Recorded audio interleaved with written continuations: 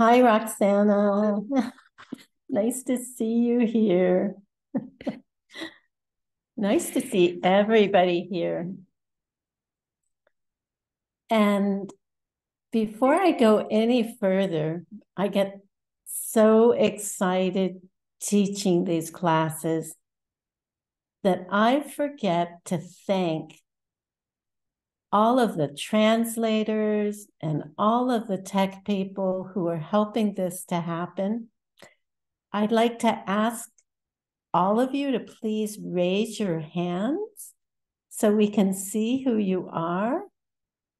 I think half this class is part of the administration, as well as joining the class. And so I personally want to thank all of you.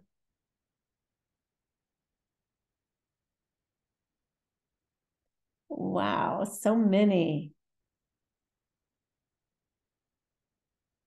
Thank you. So, ACI couldn't do this.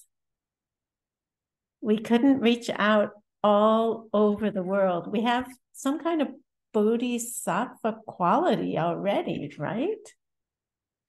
To be able to touch so many lives around the world. And I just want to recognize ACI for how they've built this over the years. And not only do all of these people help ACI, but they help all of the other worldview organizations too, whether it's Diamond Cutter Classics or ACIP. There's this wonderful cross organization support for each other that's happening. And it's a wonderful family to be part of. So again, thank you so much. We couldn't do this without you.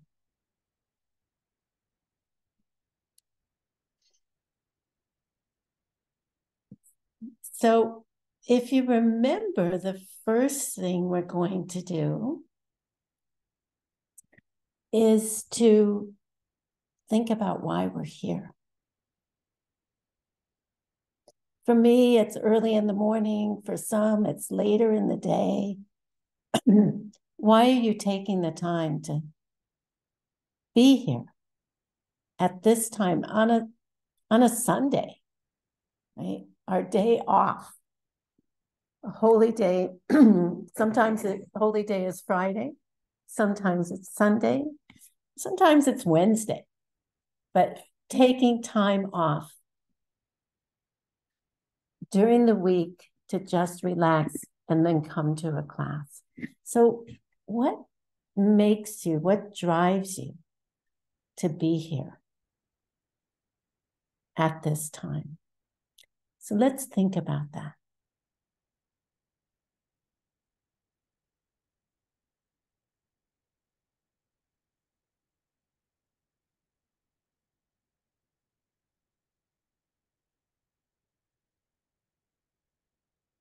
What are you taking shelter in by being here?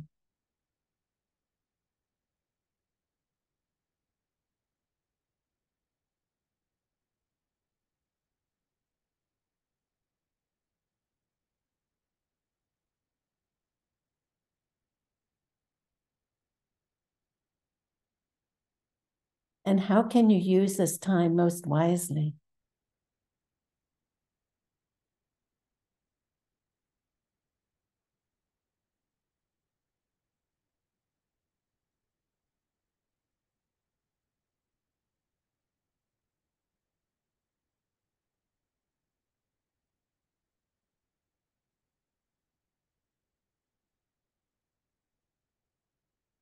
How can you serve other beings?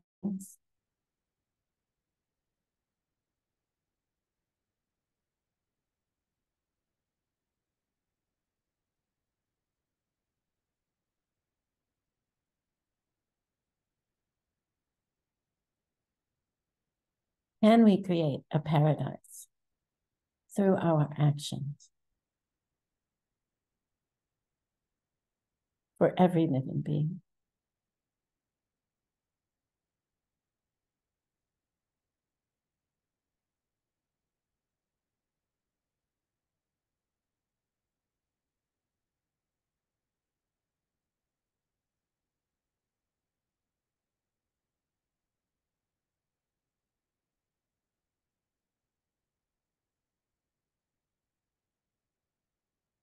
So in this way, we recall why we're here, what we're taking shelter in, and who we're doing it for.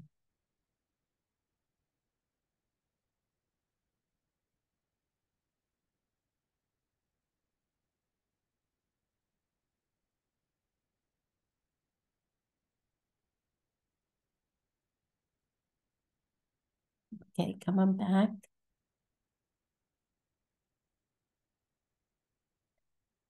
So before we start class, who did their review of Lord Maitreya's 6 steps to what causes samsara? Anybody do that? I don't see any hands raised. So let's see if we can remember what those steps were anyway. Right? So, David, what's the first one? Okay, we have the seed to see things as self-existent in 2 ways, the me and mine. Myself and when did we get that seed? From beginningless time. So are we born with it? Yes, we're born with it from all of our past lives. So we're born with that seed. Right? Okay, Kadrin's got her hand up. What's the second one? The first one is we see it, see me and mine. What's the second step? I can't hear you.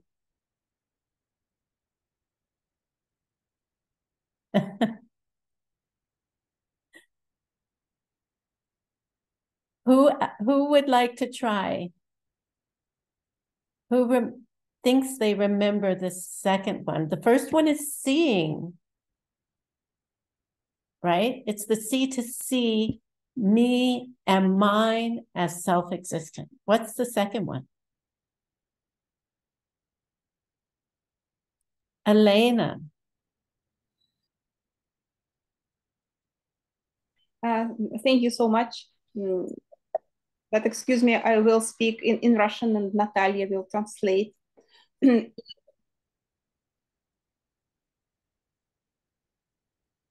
Да, вторым пунктом является то, что наше цепляние за я и мое порождает attachment for mine and my parts creates attachment to things, and it creates the second attachments to feelings. There's this transition between I and mine. It becomes very important for the things because we're thinking of them as self-existent. Perfect. Thank you. Perfect. Thank you. So the first is we see it. The second is we believe it and we hold on to it, right? As self-existent. Then what happens next? Christina. Thank you. You feel attracted to things. You think something is good, something is bad, and this is out of ignorance. Perfect. Yeah, we go, I like this pen and I don't like this pen. Right. What's then happens? Number 4. Shalimar. Hello, thank you. We then deal with ignorant liking and ignorant disliking. So first we have to see them as something we like or not like, right? Or attractive and non-attractive. And then, I don't know if you guys can hear that plane that just went over. And then we've created ignorant liking and disliking. Thank you. Number 4, what's the 5th step? Remember, there's 6 of them.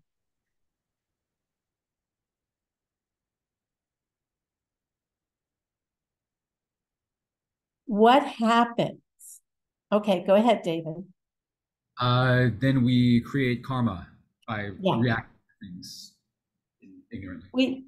Thank you. We react to things, and then what happens? Andreas, or are you translating?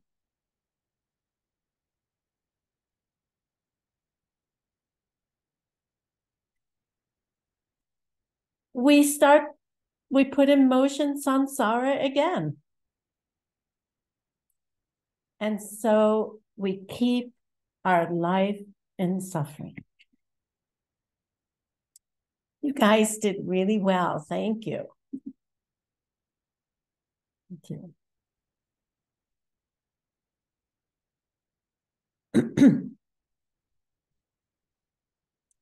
Okay.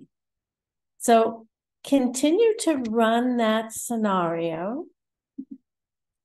Check it out. See how it works in your life. Okay. This isn't just an intellectual exercise.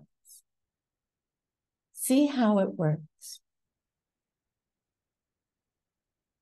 How we put it in process. Liana, did you have a question? I see your hand is raised. Sorry, я не найду перевод. Sorry, she couldn't find a translation. I'll explain it to her in a second. Thank you. Okay. So we're continuing with Master Shantideva's 9th chapter.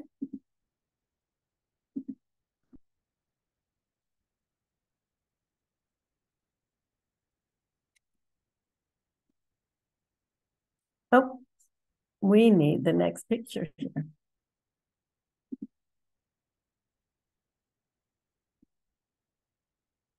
I love sharing these pictures of how the old books looked. They're so elegant. How come I can't see everybody today? Don't know why.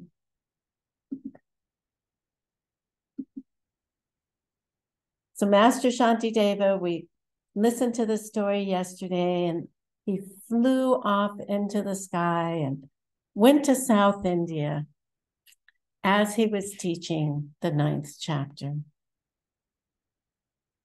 This chapter about emptiness, and of course about seeds as well. So we left off talking about the person as a whole and whether we are the sum of our parts or not the sum of our parts. Are we some of our parts? Are we all of our parts? Are we none of our parts?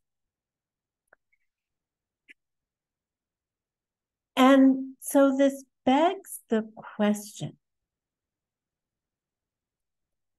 even when we look at the raw data of me, let's take one level of raw data, of my fingernails, of my skin, is that also a projection?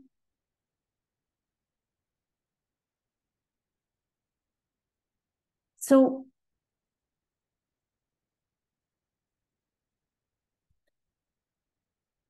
Madhyamika Prasangika says, Gansaki Dakshi Yangtak Yuyin Nam.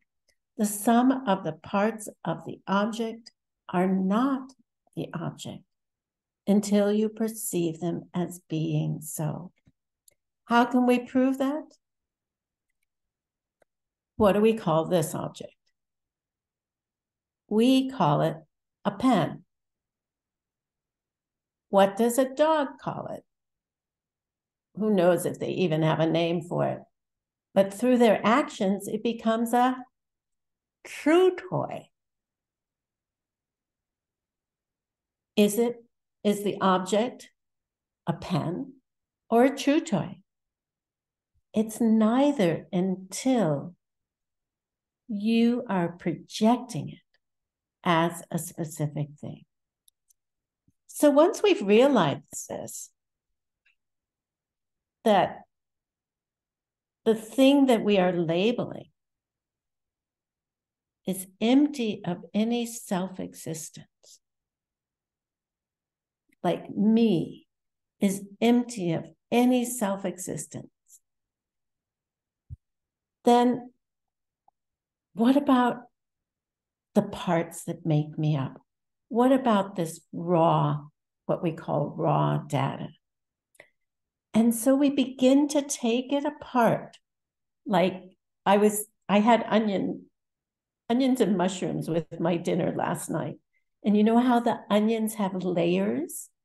And you can keep peeling one layer off, and then the next layer, and the next layer, and the next layer, and the next layer, until you get down to this little tiny piece in the middle, right? We can go intellectually, we can go down further and further and further, as we talked about yesterday, down to more and more subtle levels. We can peel back each of those levels. If that is true, is our very existence a projection?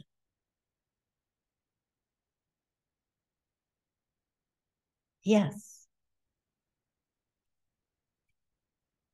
How do we know that again?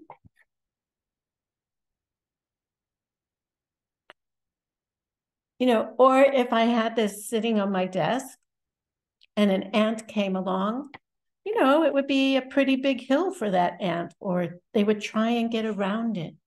It's an obstacle. It's an obstruction. It's not a pen. You know, it would be something that they'd have to figure out what to do. It's blocking their way. So we know through this proof that two different beings see it in a different way, that it cannot have any self-existence. And that's why a holy being can see you as an angel when you don't see yourself as an angel at all. While you know, and vice versa. You can see somebody else as a holy angel when they don't see themselves as a holy angel. Because where is the perception coming from? Like some people will say, oh, that person is an enlightened being. And somebody else is like, are you kidding? That person's an enlightened being? And the person themselves, you don't have any idea what they see. Do they see themselves as an enlightened being or just a normal person? It all comes down to that thing called seeds. So the onion skin theory. Are you a projection? Yeah, you are a projection. Master Shantideva, in his 9th chapter, he splits this chapter into 2 sections based on 2 different kinds of emptiness. The emptiness of the whole person, me, which we've talked about. And now we're getting more deeply into the parts of me. My foot, my ear, my hand, my lips, my brain, my leg, my eye, and, well, my nose and my face, right? And all of these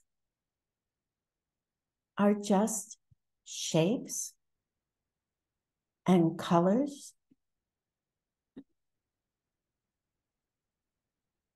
our mind.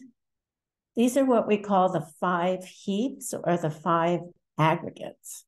Sometimes you'll hear that. It's a fancy word for our body, our speech, our mind, etc. So here you are. This is a body. We could say this is me. It has all the parts that make up me. Even us thinking about it as me, as a human being, we project on this image, which is just color and shape, a human being. We identify it as having a head. It's got a torso, 2 arms. Oops, now it only has 1 arm. 2 legs, 2 feet, 2 hands, even without it having eyes and nose and mouth. We can see a hint of ears here. We can still say, oh, this is a picture of a human or me.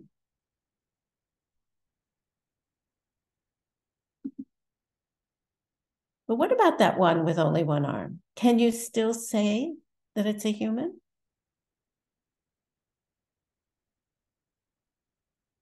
Can you still identify this? Is it still you if you lose an arm? What about if you lose both your arms? If you're in an incredibly horrible accident, are you still you?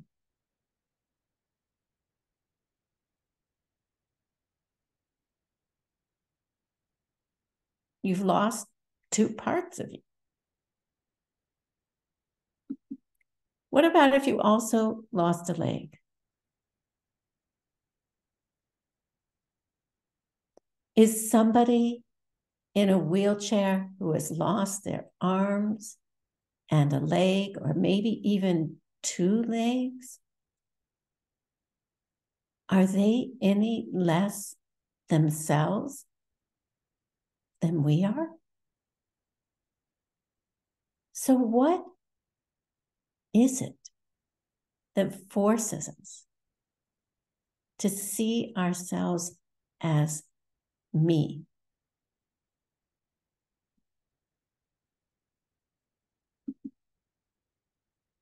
So what am I?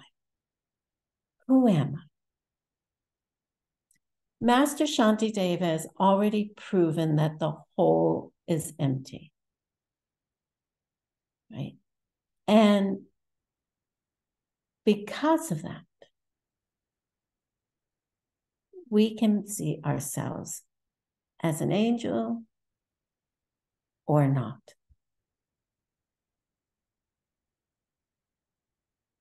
You as a whole is not self-existent. And it is your projections that force you to see yourself the way you see yourself. The day you perceive emptiness directly, you will see the emptiness of yourself as a whole person. That's lit. Okay.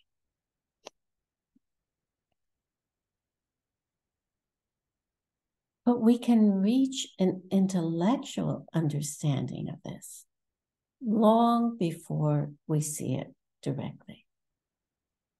The emptiness of your parts.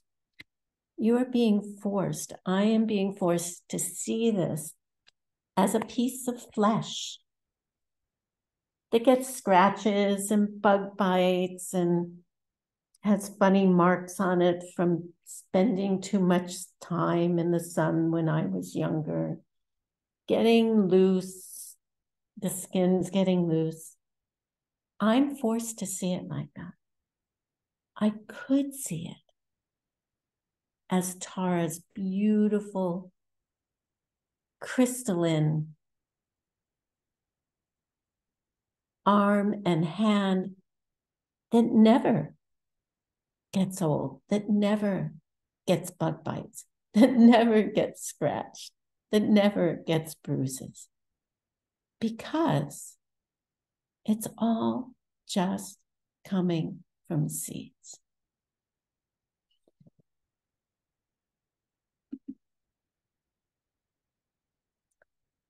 So we have these two kinds of emptiness.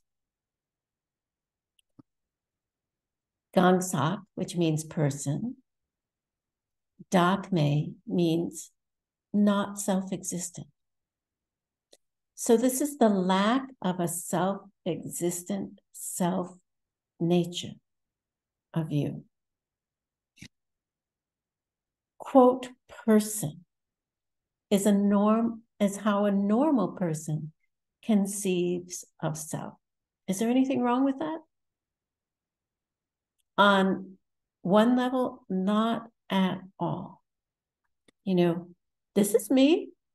This is Gyelse. That's who I am. That's who I'm labeled. And that's how we think of ourselves normally, as whole and independent of our projections. That is that inborn, automatic seed that we have of seeing ourselves as self-existing.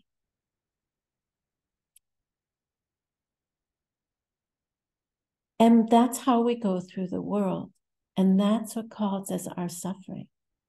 And especially when somebody threatens us, when somebody criticizes us, and at the time of death. At the time of death, as this body is breaking down faster than at any time in your life, we grasp to it as me. Because we have this wrong idea that this is me. We just proved that the body is not me. We lost arms, we lost legs. There was still a me there.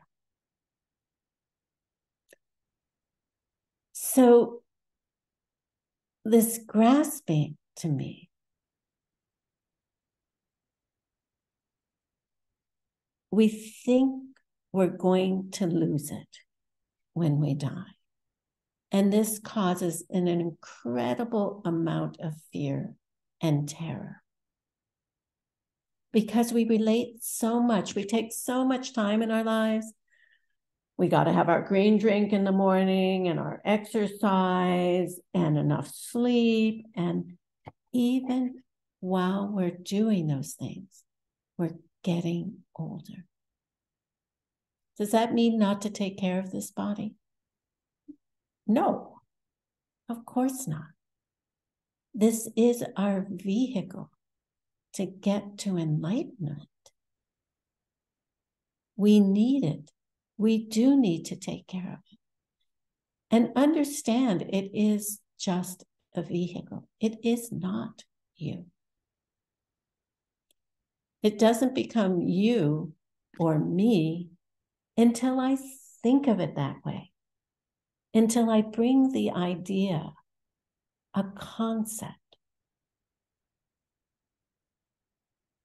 a non-existent concept of me and place it on these parts. Right?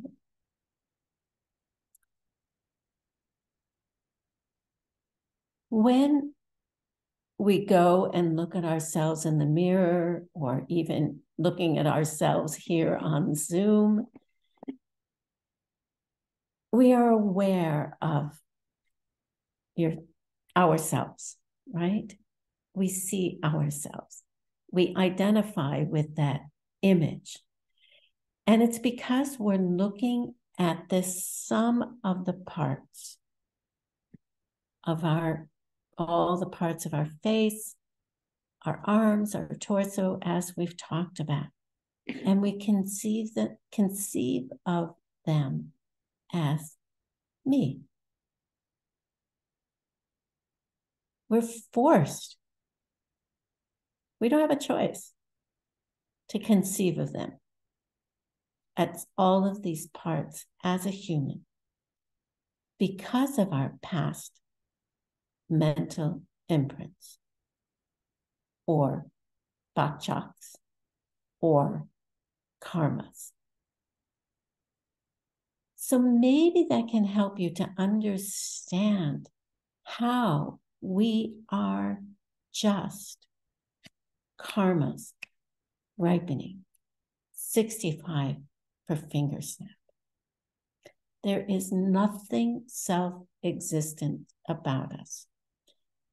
When you were born, it wasn't like you popped out of your mother's womb and all of a sudden your name was attached to you. Who gave you your name? For me, it was my grandmother. Usually it's our parents or somebody in our family. When my son was born, he didn't have a name. I thought he was going to be a girl, and he ended up being a boy. And he was baby boy. That was his label for 6 weeks before he had a name.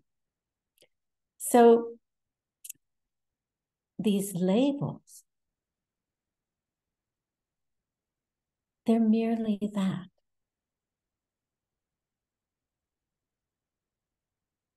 And we attach them to objects. Why? So we can know the difference between a pen and a pair of glasses. We can differentiate in our lives. We can talk about things. We can share things with each other.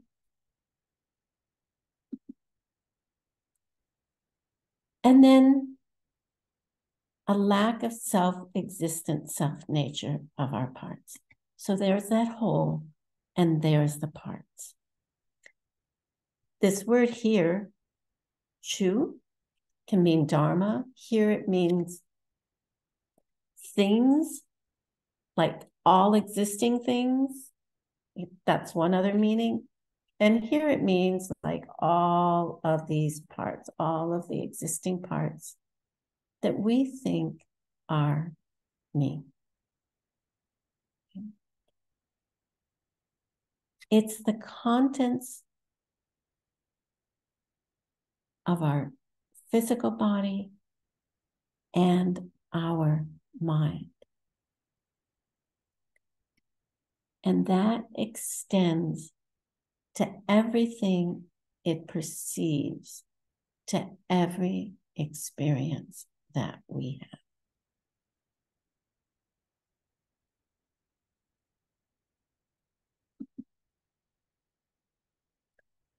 So what is the ultimate raw data of the body and the mind?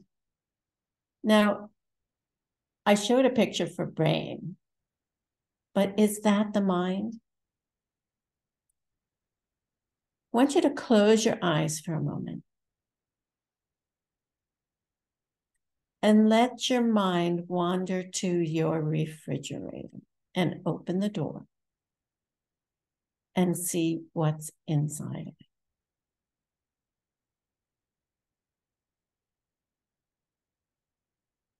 Okay, come on back. You were able to go with your mind and look in your refrigerator. Is the mind the same as the brain?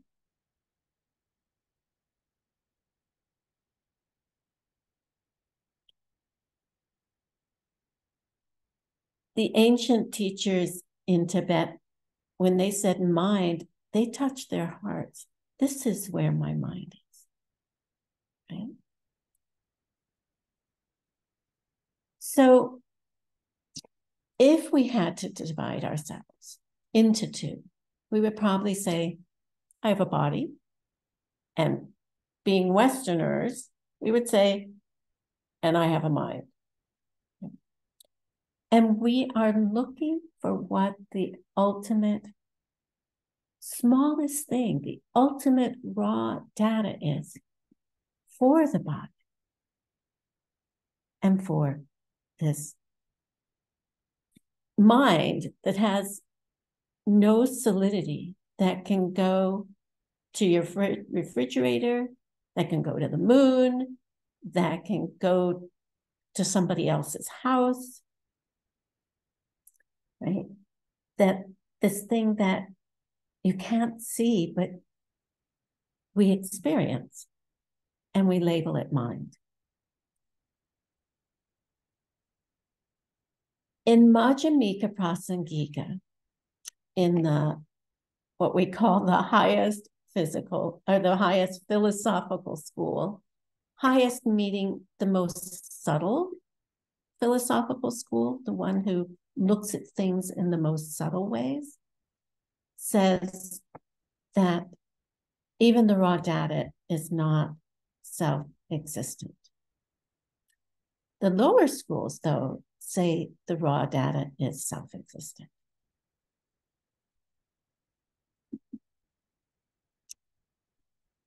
So they say the body is a collection of tiny particles. And they call these tiny partless particles what we think of in science as atoms. You know, we're composed of atoms. Our skin is composed of atoms. Our innards are composed of atoms. Our hair is composed of atoms. And they say those are self-existent.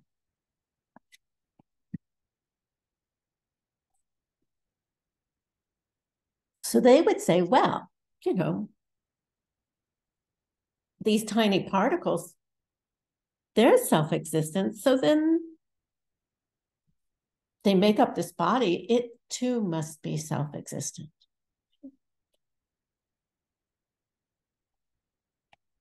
But you say if they're not self-existent, then the whole is not self-existent. So which school are we going to agree with? If you're a scientist, you're going to say, yeah, those atoms exist. So I must exist.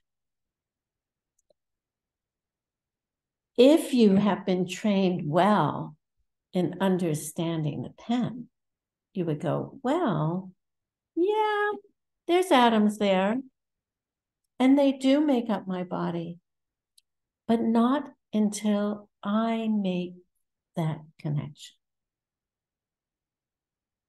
Why is that?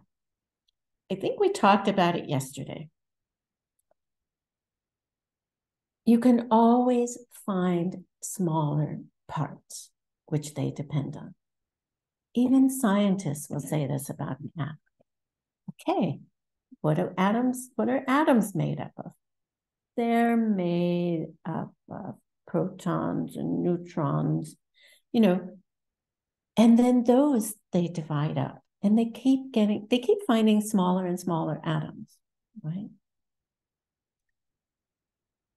Let's see, there's two people waiting in the waiting room. Somebody let them in, please. So, because we can always find these smaller parts, which that whole depends on, it is our minds. It's our minds that are making those connections. The mind is taking certain parts from atoms on up to arms and legs and organizing them into an idea. Are there any ultimate smallest particles?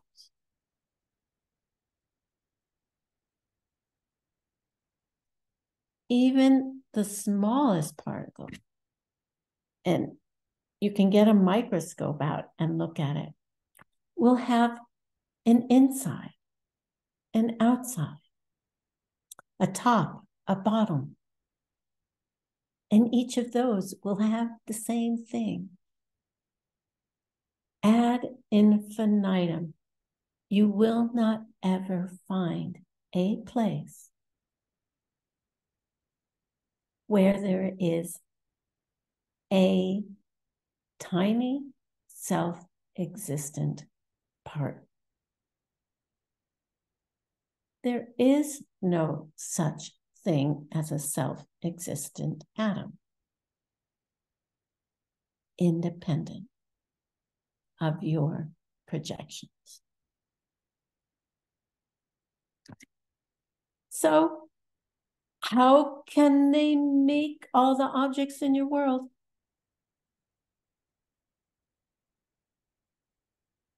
We say they do make the objects in our world because we are forced by our seeds to see it that way. It is our karma. So why is that important?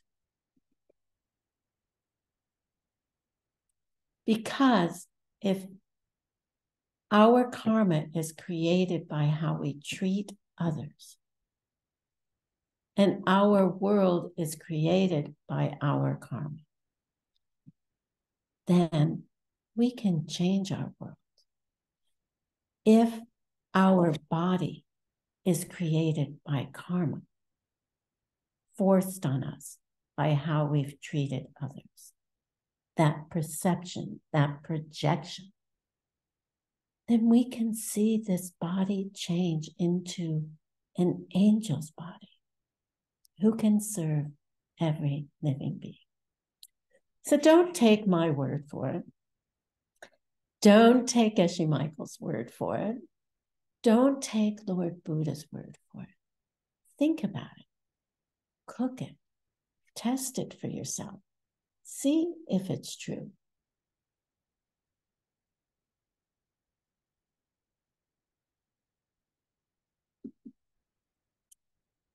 And then the second idea they say is your mind is a collection of instances of awareness, which is called a stream. So just as atoms, these tiny partless particles, these tiniest particles in the world, are what we think creates the physicality in our world, they say the building blocks of the mind are moments of consciousness.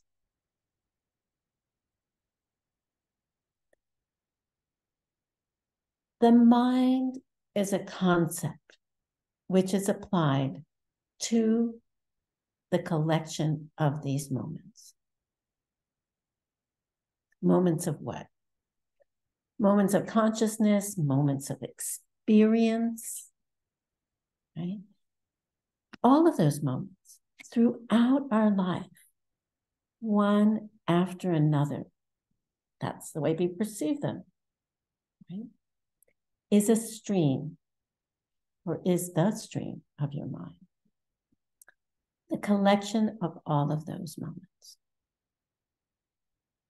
We can conceive that as me in our minds. We talk about what we did an hour ago, or yesterday, or when we were 3 years old. We perceive that as me. So mind is also a concept. And the lower schools say, and it is a projection based upon a collection of present moments of consciousness since birth. You know, we're forced by our past karma to project this concept of mind onto these moments. And that's why we have a mind. But if you go looking for those moments, can you find where the moment began and where the moment ended and the next one began? Can you find a point where they touch? Where one moment flopped into the next moment? Are there discrete moments? I mean, it sounds perfectly sensible that our mind is a collection of instances of awareness in a stream, moving from one moment to another. But what about the raw data? What about those moments? Check it out. Cook it, as Ken Rinpoche would say. So, all the objects in our world can be established as existing through that reasonable perception that we have, right? That thinks of them in a certain ways. That thinks of them as being self-existent without putting them under the microscope and really analyzing them. What is the ultimate nature of that moment? What is the ultimate nature of me? Even if you look at this letter R, it's made up of parts. When did it become an R? It's just a couple of sticks. Can our eyes see an R? Can our eyes put together these sticks and call it an R? No, it's just seeing colors and shapes. So matak machepar, if you don't look too closely, objects appear as self-existent. The mind appears as a stream of moments of consciousness. That's what we call a conventional perception or deceptive reality. Have you ever heard of that? Without examining not their real nature, but their ultimate nature. Because even that is not self-existent. And this plays with your mind trying to figure this out. It's like this huge tangle. It's like, what? That's not self-existent. And even as I talk about it, I'm talking about it in a self-existent way. And you're hearing it and thinking about it in a self-existent way. And this is how we normally think of things. You know, if we just let it be and don't look too closely, if we don't examine the raw data, things do exist the way they exist. This is a pen. This is a glass of water. I am looking at a computer screen. Right? It is a valid perception. We are not hallucinating at the moment. I don't think we're dreaming. I don't think we're asleep and having this class in our dreams. We're not crazy, or I'm not crazy. But the question is, do they function the way you perceive them?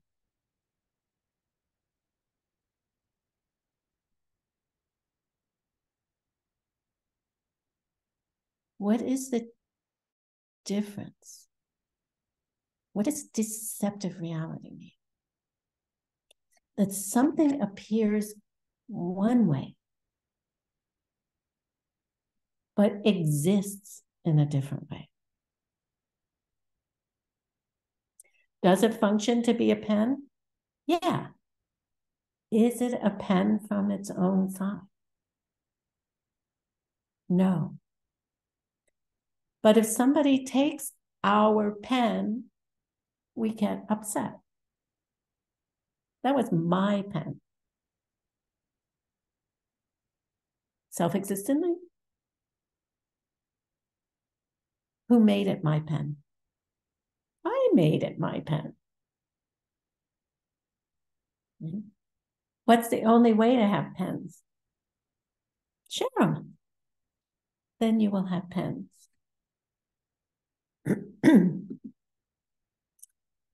So when going through the parts, looking for the self-existence of parts, you analyze them.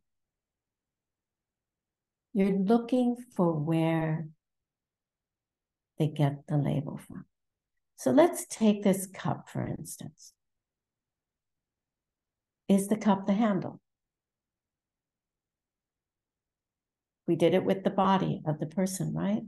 You start breaking down the parts. Is it the round part? Is it the blue? Is it the what appears to be a space in the middle where you could pour something? What designates this as a cup? So where is that label? Tanye takpe takdun selwe senamaine. Where does that label come from? Can you find the thing,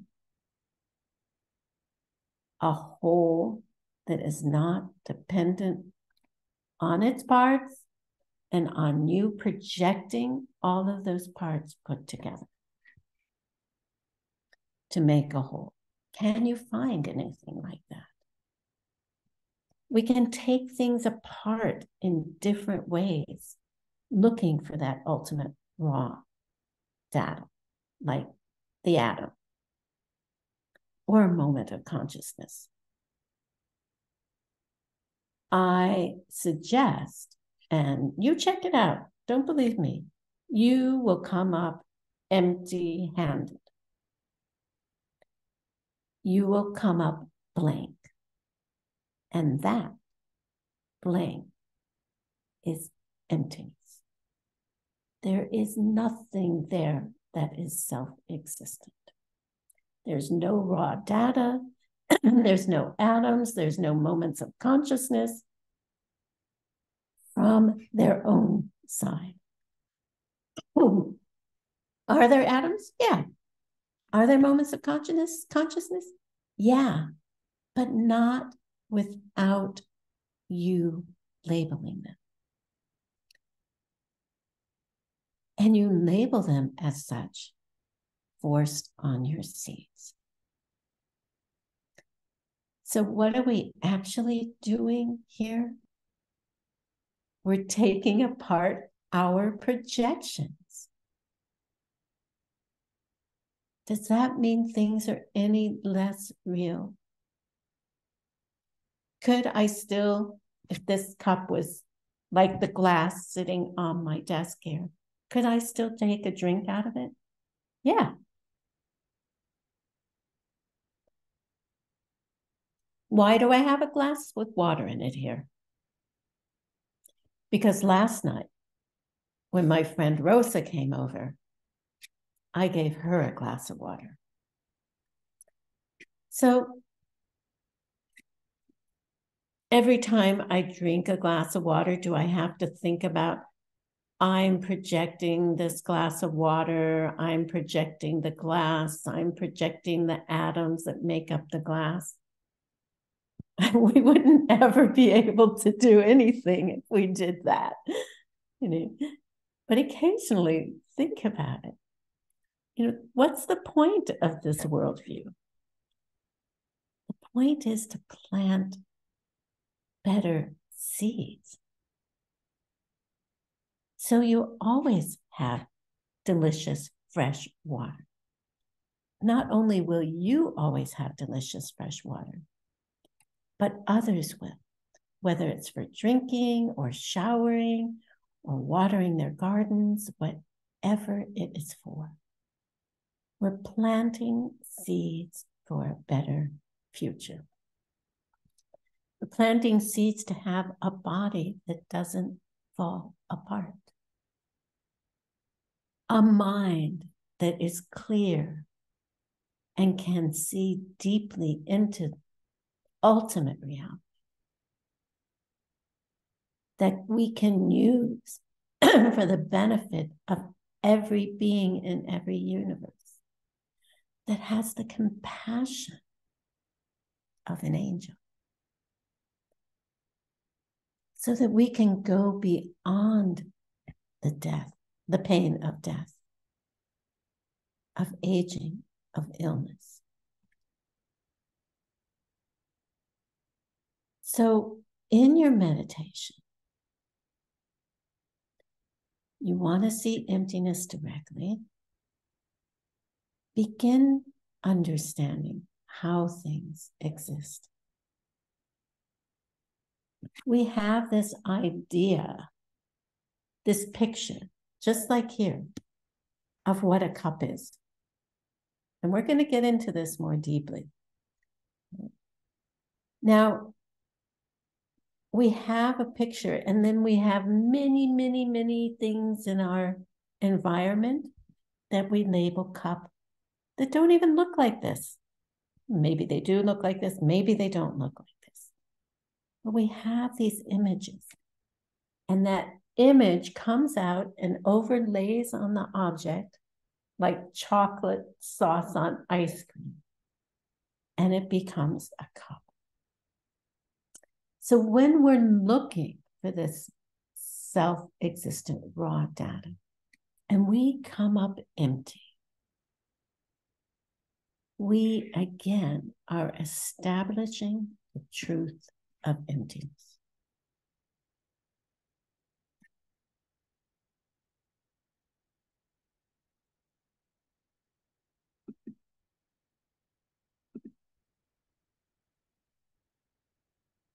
So again, why don't either of these two kinds of raw data exist? What two kinds? What were we talking about?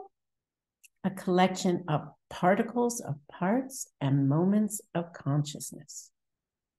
And we can always break them down into smaller and smaller bits infinitely. So what really provides the raw data? And we're not going to take a break because I think we're going to have a short class today. So we're going to just keep going. I hope that's okay. So what ultimately provides the raw data?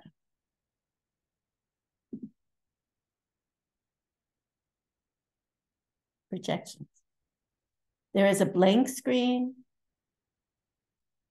That's the screen of emptiness, a lack of any self-existence.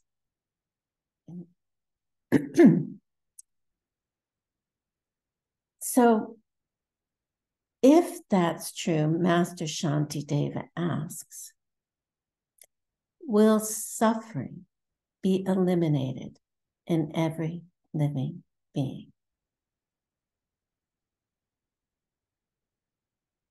Suffering will be eliminated by the powerful antidote of wisdom. So at the root, back to that step number one that Lord Maitreya taught us, is seeing things as self-existent. Having a misperception of the ultimate nature of things. And because it's a misperception, it is deceptive, it is an illusion, it's inferior to correct view. And that correct view is just blows it apart. There's an analogy used. If you were to take a bunch of pencils and try and break them, it's really hard. But if you had one pencil, and I'm not going to break my pencil, but it's so much easier to just break one pencil. I'll break my pencil. This pencil is not so easy to break. But if I try to break all of these pencils together, because they stand together, it is like the strength of wisdom. So the belief in atoms is at the root of suffering in our lives. This belief that there are self-existent causes, self-existent parts, self-existent moments of the mind, is what causes us to do negative deeds. Why? To obtain those things that we like and don't, and push away the things we don't like. The things we want to keep, or the things we want to get rid of, right? Or get away from. And we think that they are desirable or undesirable. And the ignorance that sees things as existing from their side, independent of my mental projections, right, is the cause of all of my pain, all of your pain, all of every being's pain. We're all in the same boat. So as we're doing our misdeeds, trying to protect ourselves because we don't like what's happening, trying to get things, we are creating the causes for meeting painful karmic projections in the future. Nirvana, the end of all mental afflictions. Great place to get to, right? But don't stay there. You want to get to the place where you become an omniscient being who can help all beings. But this place, nirvana, is possible because we do have the ability to stop our ignorant belief in self-existent things. And the proof of this ability is that the correct view, this ultimate view, that things lack self-existence, is superior and will eventually overpower the wrong view. That is seeing things as self-existent. Are they self-existent or do they lack self-existence? Why? Because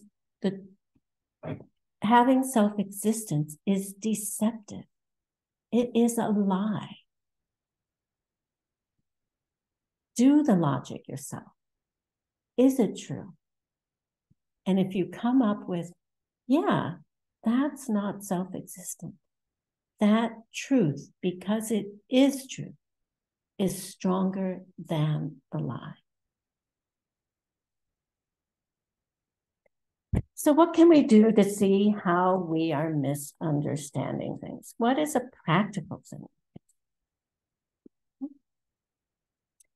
We think about the thing that we are denying exists, the self-existent thing. It's a thing we call the gotcha.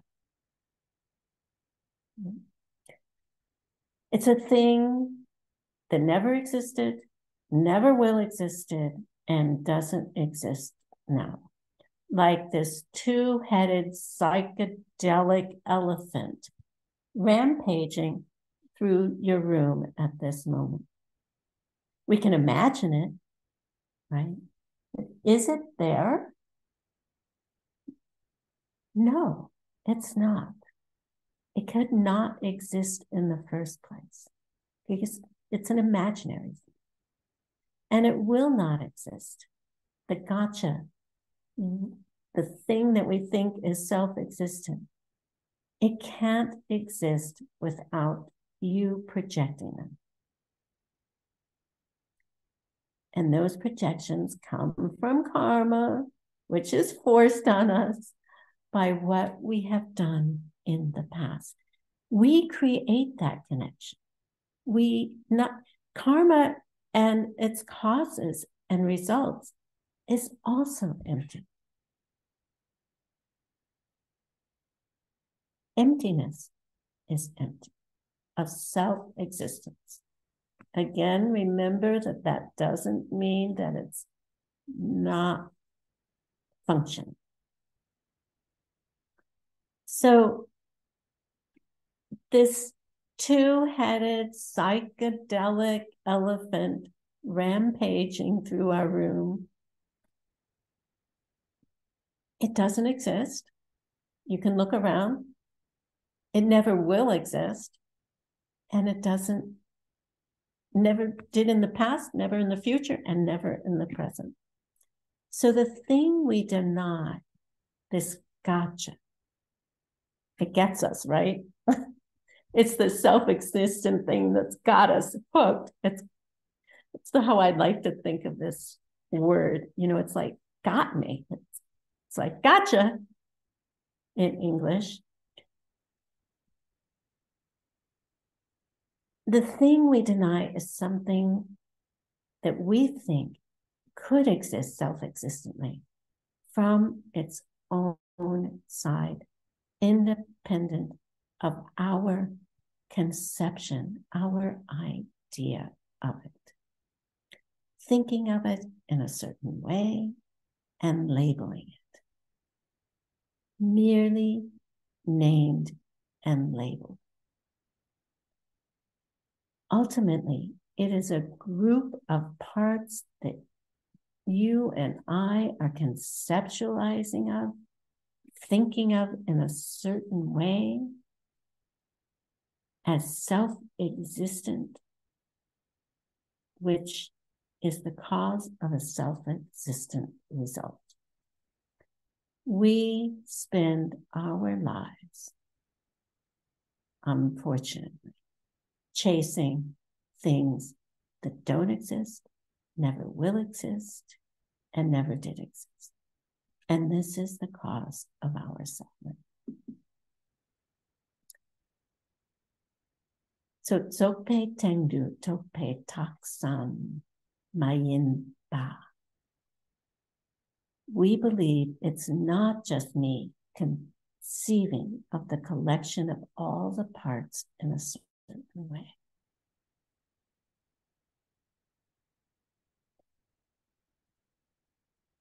We are forced by our seeds from this life, how we've treated others, our seeds for past lives. We don't know what's in our karmic pocket. We're forced to conceive of parts in a specific way. And emptiness is the fact that there is no self self-existing thing.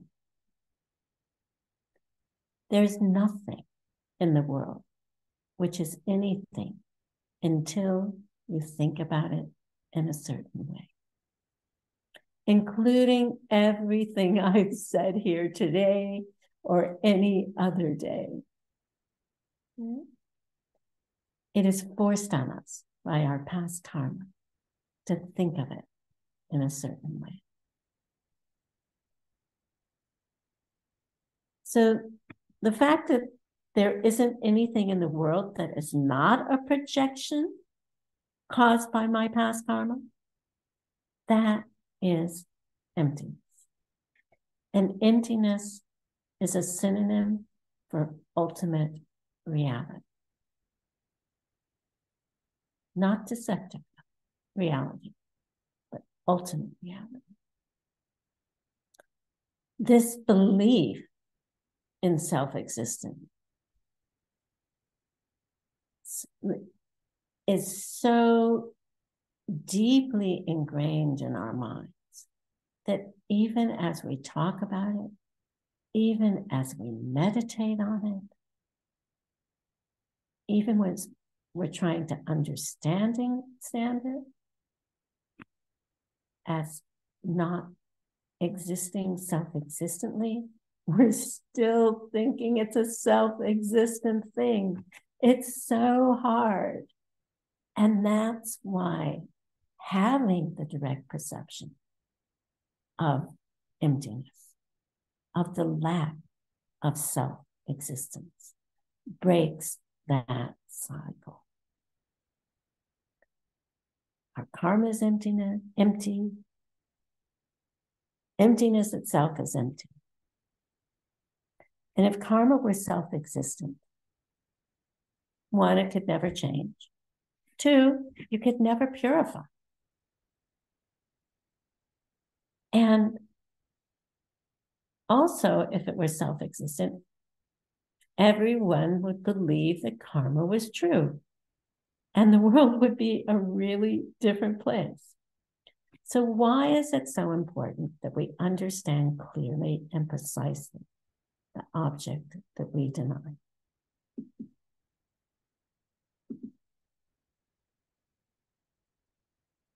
Until you can identify the thing you thought was there, you can't recognize that it doesn't exist. We would never be able to understand how something was empty of being a thing without coming in contact with that thing,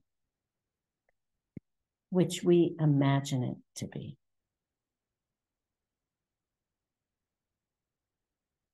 This is what Master Shantideva is trying over and over and over in his wisdom chapter to get us to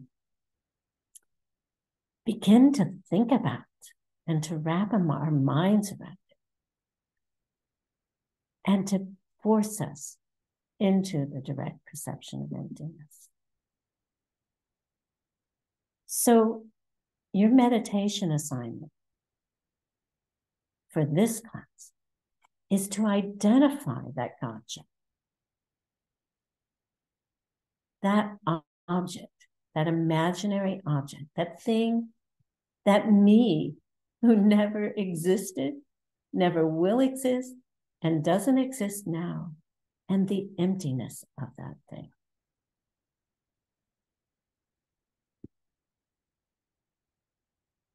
And through this exercise, we can begin to break down how we see things. And as we continue to cook it and work on it, it will force us to understand how we're creating our world and force us to have this direct perception of emptiness, which then begins to cut through that innate belief the one we're born with, that things exist, how they appear to exist. We have to approach it intellectually first. So you think about it, you contemplate it, you talk about it with your friends. It's like, what am I doing wrong here? This pen works just fine without my thinking about where does it come from? Is there a top of the top? Is there a bottom of the pen? Is it a pen or is it a chew toy? It challenges us to look at our assumptions of who we are, of what the world is, how it functions. And that wears away at our misperceptions. All Master Shantideva wants for us is to stop suffering. And so he wrote the guide to a bodhisattva's way of life. How to create the karmic seeds through practicing the 6 perfections so that we can see emptiness directly and get out of this suffering life and bring everybody else with us. I am forever grateful to Master Shantideva for expounding on the path of Lord Buddha. So I invite you to really have fun using your microscope of your mind to look at these things more deeply. You need to do it on all levels. You need to study. You need to talk with your friends about it, debate it, question it, chew on it, pull it apart, and meditate on it. Get your mind into a deep state of meditation where you can use that microscope of your mind and go into it without any distraction. And you will be amazed at the realizations you will have and the understandings on a visceral level, on a personal level, not on an intellectual level, but something that you see directly through using your intellect that can change your life. Cool? Yeah. So again, I would really like to encourage you, take a day to do a retreat or a half a day. Start small. So you really have some quiet, set aside time to think about these things. A daily practice is so important. And then you can take it one step further so that you don't have the distractions of daily life. And then slowly work up, to a weekend, 3 days. And maybe now that we don't have COVID, we can get together and do a retreat together or something like that somewhere for 5 days or 10 days and really give ourselves time to delve into these deep concepts without having to worry about getting up to go to work or children to take care of or whatever it happens to be.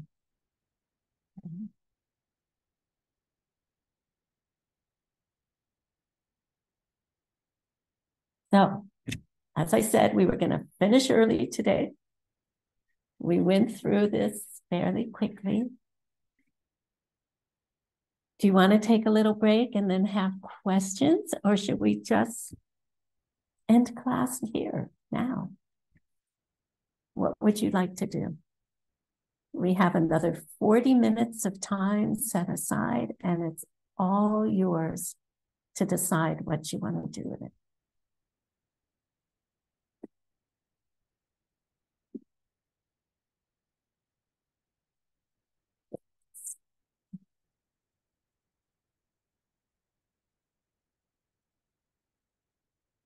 Nobody has any desires? Okay.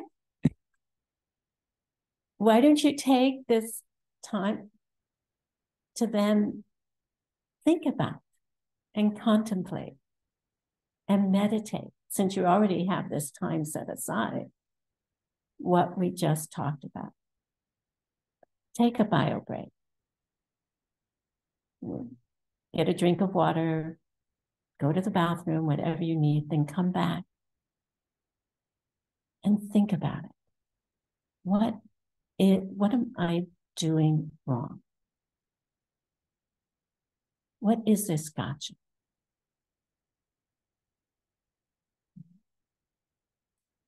So thank you, everybody.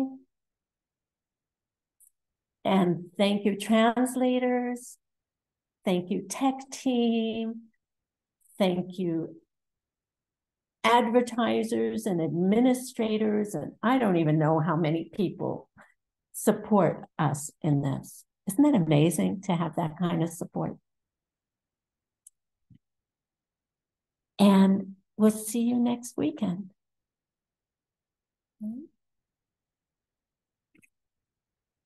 And if you have any questions, please join the Telegram chat and we'll try and answer them. So have a good week and see you next Saturday. Bye-bye. Thank you so much. Have a nice Sunday. Don't forget to dedicate. Thank you so much for beautiful class. Thank you. Thank you. Please always stay with us. I think I learned more than you guys do, and it's always a pleasure to teach. So thank you. Thank you for helping me reach enlightenment. I couldn't do it without you.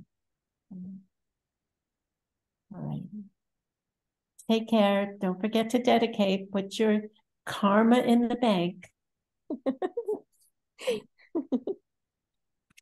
Bye-bye. Bye-bye.